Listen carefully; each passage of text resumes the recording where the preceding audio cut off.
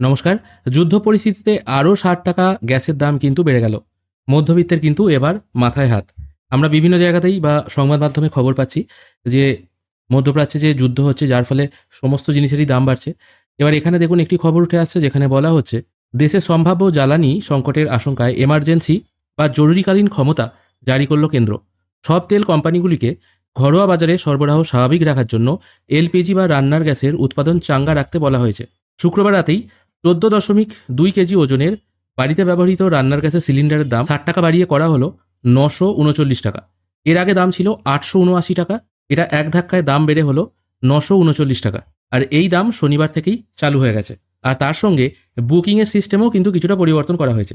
আগে দেখা যেত ১৫ দিন অন্তর আপনারা কিন্তু ফোন করে বা মিস কলের মাধ্যমে গ্যাস বুকিং করতে পারতেন, কিন্তু এখন সেই দিনটা বাড়িয়ে ২১ দিন করা হয়েছে। মানে আজকে যদি আপনি বুকিং করেন, তাহলে ২১ দিন পর আবার আপনি নেক্সট সিলিন্ডার বুকিং করতে পারবেন। মানে যাতে সাপ্লাইয়ে ঘাটতি না হয়, সেই জন্যই কিন্তু এইরকম নিয়ম আনা হয়েছে। আর তার থেকেও বড় কথা, বাণিজ্যিক গ্যাসের দাম ১১৪ টাকা ৫০ পয়সা বাড়িয়ে ১৯৯০ টাকা করা হয়েছে। বাণিজ্যিক গ্যাস মানে হোটেল রেস্তোরাঁয় যে গ্যাসগুলো আর কি দেখা যায়, নর্মাল সিলিন্ডার মানে বাড়িতে ব্যবহৃত যে সিলিন্ডার হয় তার থেকে সাইজে একটুখানি বড়, সেই সিলিন্ডারের কথা কিন্তু বলা হয়েছে। এগুলো হয় ১৯ কেজি, বাড়ির গ্যাসগুলো হয় ১৪.২ কেজি, আর যেগুলো হোটেল রেস্তোরাঁয় ব্যবহার হয় সেগুলো হচ্ছে ১৯ কেজি। ওগুলোকে কমার্শিয়াল সিলিন্ডার বলা হয় আর কি। এবার ওখানে কি দেখা যাচ্ছে, ওই গ্যাসের দাম বেড়ে হলো ১৯৯০ টাকা, মানে ১০ টাকা কম ২০০০ টাকা। আগে ওই সিলিন্ডারের দাম ছিল ১৮৭৫ টাকা ৫০ পয়সা।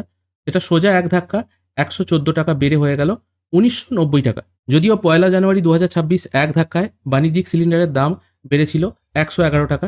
আবার এই ২ মাস ৭ দিনের মাথাতেই আবার কিন্তু সেটা মোটামুটি ১১৪ টাকা বাড়লো। মানে ২ মাসের মধ্যে ২২৫ টাকা কিন্তু এক ধাক্কায় বাণিজ্যিক সিলিন্ডারের দাম বাড়লো। তাই আপনারা যদি এমন কোনো এরিয়ায় থাকেন, হয়তো আপনাদের বাড়িতে গ্যাসের কানেকশন আছে, আপনার বাড়ির এলাকাতেই হয়তো গ্যাস বুকিং করলে ওখানেই ডেলিভারি হয়, কিন্তু যদি আপনি অন্য জায়গায় থাকেন, সেখানে হয়তো আপনি ব্ল্যাকে গ্যাস কেনেন। নর্মালি ব্ল্যাকে গ্যাস কিনলে ১০০ টাকা বা ১২০, ৭০ এরকম বেশি টাকা দিয়ে গ্যাস কিনতে হয়।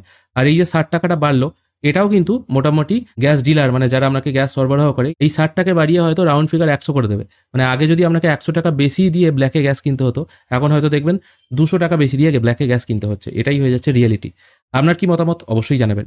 আজকের এই ছোট্ট ভিডিও এখানেই শেষ করছি। ভিডিও যদি ভালো লেগে থাকে অবশ্যই একটি লাইক করবেন। ভিডিও দেখার জন্য অসংখ্য ধন্যবাদ। ভালো থাকবেন।